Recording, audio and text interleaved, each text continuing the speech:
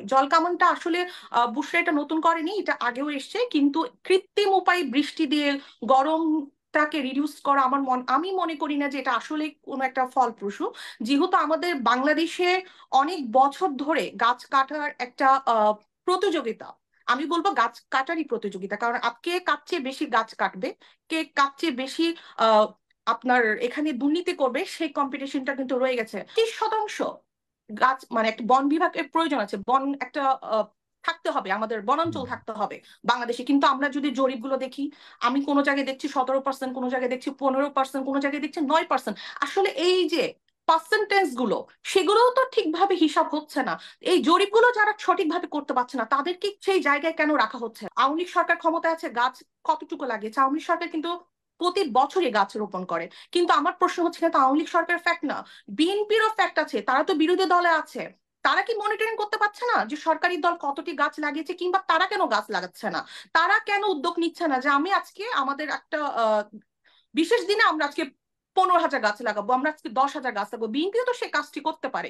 পরিবেশ নিয়ে কথা বলতে গিয়ে না সবসময় অনেক বেশি মানে কনফিউজড হয়ে যায়, কারণ আসলে এটা তো আর রাজনীতি চলে না। আমরা যতই সব বিষয়ে কথা বলি না কেন, পলিটিক্যাল আমরা যতই চিন্তা ভাবনা করি না কেন, বা সব বিষয়ে যতই আমরা পলিটিক্যালি এগিয়ে যাই না কেন, কিন্তু এই একটা জায়গায় কিন্তু থেমে আসতে হবে সবাইকে, সেটা হচ্ছে আপনার বৃক্ষ রোপণের ক্ষেত্রে। মানে বৃক্ষরোপণটা এবং বৃক্ষ নিধন, এই দুটা জিনিস এমন ভাবে আমাদের সমাজে জড়িয়ে আছে, সেটা 1 থেকে 19 থেকে 20 হলে কিন্তু তার একটা প্রতিক্রিয়া আমরা কিন্তু দেখতে পাই। এখন দেখেন বাংলাদেশে যে হিট সিজন যেটা চলছে, বা রেজনা আপু অনেক সুন্দর করে বলেছেন যে আমাদের দেশে আপনার মানে পলিউশন থেকে শুরু করে যে গাছ অবাধে কাটা হচ্ছে, বা আমাদের বুশরাকে নিয়ে যে কথাগুলো বলা হলো, এখানে আমি কোনো কথাই ডিনাই করছি না, কিন্তু কিছু কথা আমিও বলতে চাই। সেটা হচ্ছে আসলে বুশরা নিয়োগ হয়েছে না 1 ইয়ার, মাত্র 1 বছর। আর বৃক্ষ জিনিসটা এমন, সেটা গাছ যখন আমরা একটা গাছ রোপণ করি, সেটার কিন্তু একটা ফলাফল আসতে অ্যাটলিস্ট 15 ইয়ার্স একটা সময় লাগে। মানে আপনি আজকে যদি আমরা একটা গাছ রোপণ করি, এটার আমাদের নেক্সট জেনারেশন সেটা ফলাফলটা ভোগ করবে। ঠিক যেমনই আমাদের ওল্ড জেনারেশন গাছ কেটেছে, এবং আমরা এখন বর্তমান প্রজন্মে এসে কিন্তু তার একটা খারাপ ফলাফল বা খারাপ প্রতিক্রিয়া কিন্তু আমরা এখন ভোগ করছি। আর যেটা বুশরার নিয়োগের বিষয়টা হচ্ছে, রেজনা আপু খুব চমৎকার বলেছেন, সব ব্যাখ্যা করেছেন, যেমন ওকে ইউএসএ থেকে নিয়োগ দেওয়া হয়েছে। আসলে আমার কাছে সেটা ফ্যাক্ট না, কাকে কোন দেশ থেকে বা কিসের জন্য নিয়োগ দেওয়া হয়েছে। বুশরা আমাদেরই মেয়ে, বাংলাদেশের মেয়ে। আমার মনে হয় সে যে দেশ থেকে নিয়োগ পাক না কেন, সে কিন্তু আমাদের বাংলাদেশ ইনভায়রনমেন্ট সম্পর্কে জানে। এবং বুশরার আরেকটি প্লাস পয়েন্ট আছে, যেটা আমার বা আপনার বা রেজন আপু যারা এখানে সবাই আছেন, আমাদের সেই প্লাস পয়েন্টটা নেই। সেটা হচ্ছে তিনি কিন্তু একজন মেয়রের সন্তান। যেহেতু আপনি একজন মেয়রের সন্তান, যে কাজটা আমি হয়তো বা করতে গেলে অনেক সময় সাপেক্ষ, অনেক ডিসিশন মেক করতে গেলে আমার অনেকগুলো পারমিশন বা অনেক কিছু, অনেকে অ্যাপ্রুভালের প্রয়োজন হতে পারে, সেই প্রিভিলেজটা কিন্তু বুশরা আমি মনে করি বাংলাদেশে এই সময়ে কাজে লাগাতে পারে। এবং সেই কাজে কিভাবে লাগাবে, সেটা তার একটা প্ল্যান পলিসি থাকতে হবে। কারণ বাংলাদেশ এখন এমন একটা মুহূর্তে চলছে, মানে সোশ্যাল মিডিয়া বলেন আর মিডিয়া বলেন, এখন ক্লিক করলে কিন্তু আমরা সবকিছু দেখতে পাচ্ছি। যেমন গত 1 বছরের বুশরার যে অ্যাক্টিভিটিস, যেমন গত পরশু আমি পড়লাম, যেহেতু মিডিয়া এর আগে খুব বেশি প্রচার হয়নি, গত পরশু থেকে সম্ভবত বুশরার বিষয়গুলো মিডিয়ায় আসছে। এবং বুশরার বাবা আমাদের মেয়র, ঢাকা শহরের মেয়র আতিক সাহেব, তিনিও আজকে অনেক কিছু বলেছেন। এর আগে হয়তোবা মিডিয়া ওভাবে ওনারা বক্তব্য দেননি, বা ওনাদের কাজের যে একটা ফেরেস্তি, মানে জনগণকে তো আসলে দেখাতে হয় যে আপনি যখন একটা রাষ্ট্রে দায়িত্বে থাকবেন বা একটা কাজ করবেন, সে কাজগুলি কিন্তু জনগণও দেখতে চায় যে আপনি কি করছেন। আর এ ব্যাপারে আমি যেটা দেখলাম, গত 3 দিন থেকে মিডিয়া একটু সোচ্চার হয়েছে, তার বিষয়গুলো জানাচ্ছে। সেটা হচ্ছে গত আমি যেটা পরশু পড়লাম, সে প্রায় 15টি বস্তিতে সম্ভবত 5,000-এর মতো গাছ রোপণ করেছে। এবং সে সেখানে বিভিন্ন রকম কার্যক্রম পরিচালনা করছে। আর একটি কথা বারবার আসছে, জল কামান। আসলে জল কামান বিষয়টা না আমিও একটু কনফিউজ, কারণ আমরা দেখি গ্রীষ্মকালে নর্মালি বুশরা ছাড়াও আগেও, মানে বুশরা তো নিয়োগ হয়েছে 1 বছর, 1 বছর আগেও কিন্তু আমরা দেখেছি জল কামান দিয়ে মানে সিটির মধ্যে বিভিন্ন ভাবে বালু বা যে পরিবেশ ভারসাম্য রক্ষার জন্য বালুগুলো যখন উড়ে, জল কামান দিয়ে কিন্তু সে বালুগুলোকে রাস্তাকে একটু আহ মানে এটাকে একটু কি বলবো, এটাকে ভিজে একটু রাখা হয়, যেন বালুগুলো না উড়ে মানুষের যেন একটা জনদুর্ভোগ যেন সৃষ্টি না হয়। জল কামানটা আসলে বুশরা এটা নতুন করেনি, এটা আগেও এসছে, কিন্তু কৃত্রিম উপায়ে বৃষ্টি দিয়ে গরম টাকে রিডিউস করা আমি মনে করি না যে এটা আসলে কোনো একটা ফলপ্রসূ, যেহেতু আমাদের বাংলাদেশে অনেক বছর ধরে গাছ কাটার একটা প্রতিযোগিতা, আমি বলবো গাছ কাটারই প্রতিযোগিতা, কারণ কে কার চেয়ে বেশি গাছ কাটবে, কে কার চেয়ে বেশি আহ আপনার এখানে দুর্নীতি করবে, সেই কম্পিটিশনটা কিন্তু রয়ে গেছে। আর এখানে আমি আবার বলছি, এখানে কোনো সরকারি দল, বিরোধী দল বা সাধারণ মানুষ, আমাদের সবার এখানে কিন্তু একটা ভূমিকা রয়ে গেছে। আমরা সাধারণ মানুষের ভূমিকাটা সবচেয়ে বেশি, যে আমরা কিন্তু সুযোগ করে দিচ্ছি আমার বাসার পাশের গাছটা কেটে দেওয়ার জন্য। আমরাই কিন্তু নগরায়ণ চাই, আমরাই কিন্তু সুযোগ সুবিধা চাই। এখন সুযোগ সুবিধা নিতে গিয়ে, নগরায়ণ করতে গিয়ে আমরা যখন ফ্ল্যাট প্লটে বসবাস করতে যাইবো, তখন কিন্তু এই গাছগুলো মানে কাটা হয়। এখন আমাদের যে প্ল্যানিং মেকার বা আমাদের যারা পলিসি মেকার রয়েছে, যারা যে দলই ক্ষমতা আসুক না কেন, আসলে আহ, যে বৃক্ষ নিধন গুলো হচ্ছে সেগুলো তো একদিনে হয়নি, এগুলো বছরের পর বছর একটি প্র্যাকটিস হয়ে আসছে। তো সেই প্র্যাকটিস গুলো যারা তখন চেইন অফ কমান্ড ছিল, যারা সেখানে পলিসি গুলো মেকিং করেছেন, উনাদের আসলে কিন্তু আমরা আমরা বিচার বিশ্লেষণটা আমরা কি? এই জায়গাটাতে, অ্যাডভোকেট সোনিয়া, এই জায়গাটাতে বারবার সবাই যারা সরকার দলের প্রতিনিধি থাকে আমার শোতে, তারা সবাই বলে যে এটা তো একদিনে হয়নি, যুগ যুগ ধরে এসছে। নদী নালা খাল বিল পাহাড় পর্বত গাছপালা থেকে শুরু করে সব কাটার ক্ষেত্রে সরকার দলের, বিশেষ করে গত 14 বছর ধরে আওয়ামী লীগ সরকার ক্ষমতায়, তাদের দলের বিভিন্ন নেতা কর্মীরা কিন্তু দেখা যাচ্ছে যে এগুলি কাটার ক্ষেত্রে প্রভাব প্রতিপত্তি এবং ভূমিকা রাখছে।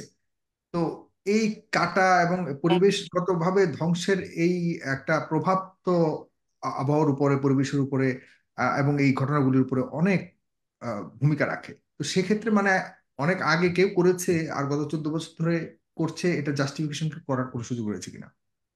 এটা আসলে জাস্টিফিকেশন করার কোনো সুযোগ নেই। আমি মনে করি এটা খুব স্ট্রং হ্যান্ডে মনিটরিং করতে হবে, যেটা আমাদের মাননীয় প্রধানমন্ত্রী সবসময় করে হুম। থাকেন, কারণ তিনি একজন বৃক্ষপ্রেমী। এবং ওনার প্রত্যেকটা কার্যক্রমে আমরা সবসময় দেখেছি, উনি ওনার নিজের জন্মদিন, ওনার বোনের জন্মদিন, কিংবা আমাদের বঙ্গবন্ধুর মুজিব বর্ষ, যেটা কিছুদিন আগে 2020 সালে কোভিড এর সময় গেছেন, তিনি কিন্তু তখনও 1 কোটির উপর গাছ লাগিয়েছেন। এবং আমাদের ছাত্রলীগও কিন্তু ঘোষণা করেছেন তারা 5 লক্ষ গাছ লাগাবেন। আমার বিষয় হচ্ছে, গাছ লাগানোর বিষয়টা কিন্তু সবসময় হয়ে আসছে, মেনটেন করাটা, বা যারা গাছগুলো যখন খুব বড় হয়, এই যে আমি ওদেরকে বলি, মানে বন খেকো যারা রয়েছে, যারা উজাড় করে বন ফেলছে আমাদের খেকো, ছাত্রলীগ তো গাছ বন লাগাচ্ছে খেকো। কিন্তু গাছ গাছ কাটছে যেটা, সেটার কোনো তদারকি করে কিনা? হ্যাঁ, আমি সেটার কথাই বলছি, গাছ লাগানো হুম। হচ্ছে, কিন্তু গাছের যে একটা পরিচর্যা, এবং গাছ যখন একটা পর্যায়ে বড় হয়, বছরের পর বছর, যে কিছুক্ষণ আগে রিজনেবল বললে, আমাদের অনেক বৃক্ষ কেটে ফেলেছে, অনেক বয়স, যারা হচ্ছে আমাদেরকে একদম ছায়া দিয়ে ঘিরে রেখেছিল। এই যে নগর উন্নয়নের জন্য যে গাছগুলো কাটা হচ্ছে, সেগুলো অবশ্যই যারা পলিসি মেকার, যারা প্ল্যানিং করছে, প্লটিং করছেন, ওনাদের এখানে দায়ভার আছে, এবং এই দায়ভারটা কোনোভাবেই অস্বীকার করা যায় না। আমি আবারও বলছি, এখানে কোনো রাজনৈতিক এখানে ইনভলভ না, কারণ এখানে প্রত্যেকটা মানুষ, আমি আপনি বাঁচলে না রাজনীতি হবে, মানুষ যদি না বাঁচে রাজনীতি কিভাবে হবে? পরিবেশ যখন বিপর্যয় হবে, সেটা কিন্তু আওয়ামী লীগ বলেন, বিএনপি বলেন, বা অন্যান্য যে কোনো সবার জন্য। দল বলেন, সবাই কিন্তু ক্ষতিগ্রস্ত হবে। এখানে আমি কখনোই বলতে পারি না যে আমরা আওয়ামী লীগ সরকার ক্ষমতায় আছে, যদি এখানে পরিবেশ বিপর্যয় হয় আমরা কিন্তু এখানে সেফ হয়ে যাব, না, আমরা হব না। এই পরিবেশ বিপর্যয়টা কিন্তু আমাদের সবার জন্য, এবং আমাদের নেক্সট জেনারেশন যারা আসবে, আপনি ভেবে দেখতে পাচ্ছেন তাদের কি ভয়াবহ অবস্থা তাদের জন্য অপেক্ষা করছে। নিঃসন্দেহে। মানে তারা যে নিঃশ্বাস নিতে পারবে, মানে এখানে অক্সিজেনের যে একটা পিওর পিওর যে অক্সিজেন, যেটা আমাদের নানা দাদারা যে অক্সিজেন গুলো পেয়ে গেছেন, তখন যে কার্বন ডাই অক্সাইড কে শোষণ করার ক্ষমতা, মানে একটা গাছ থাকলে তো শোষণ করবে, সে গাছই তো নেই আমাদের। মানে প্রজন্মের পর প্রজন্ম আমরা গাছ কাটছি, আমরা আসলে এগুলো হচ্ছে একদমই, কি বলবো, এটা বন খেকোদের আন্ডারে চলে গেছে। আপনি দেখেন, বাংলাদেশের 25% গাছ, মানে একটা বন বিভাগের প্রয়োজন আছে, বন একটা থাকতে হবে, আমাদের হুম। বনাঞ্চল থাকতে হবে বাংলাদেশে। কিন্তু আমরা যদি জরিপগুলো দেখি, আমি কোনো জায়গায় দেখছি 17%, কোনো জায়গায় দেখছি 15%, কোনো জায়গায় দেখছি 9%। আসলে এই যে পার্সেন্টেজ গুলো, সেগুলোও তো ঠিকভাবে হিসাব হচ্ছে না। এই জরিপগুলো যারা সঠিকভাবে করতে পারছে না, তাদেরকে সেই জায়গায় কেন রাখা হচ্ছে?